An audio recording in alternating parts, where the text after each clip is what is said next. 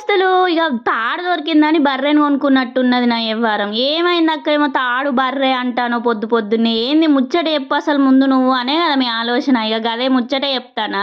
ఇగో మా ఇంట్లో సాసులు ఎప్పుడో తెచ్చినవి ఉన్నాయి అట్లనే ఉన్నాయి. ఇక గవి ఖరాబ్ అయితే ఏమో అని చెప్పి చికెన్ మంచూరియా చేద్దామని మా బావని జరంత చికెన్ తేపు అంటే కింది నుంచి మీద దాకా చూసిండు అదో రకంగా చూసి ఇక దీంతో వచ్చిన గోల్ ఎందుకులే ఎంతో కొంత పడేస్తే పోతుంది అనుకున్నట్టున్నాడు. ఇక పోయి అయితే సపరేట్గా పోయి తెచ్చిండు. తెచ్చి ఇక నా చేతిలో పెడితే ఇక నేను కాదు తెచ్చిన చికెన్ తోటి అయితే ఇక చికెన్ మంచూరియా అయితే స్టార్ట్ చేసిన.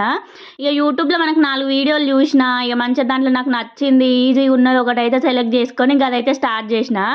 ఏం లేదు జరంత చికెన్ తీసుకొని ఉప్పు పసుపు ఎల్లిగడ్డ బియ్యం పిండి ఇక మొక్కజొన్న పిండి ఇక అవన్నీ వేసి కొంచెం కోడిగుడ్డు కూడా వేసుకొని మంచిగా కలుపుకొని ఒక ½ అయితే పక్కకు పెట్టిన.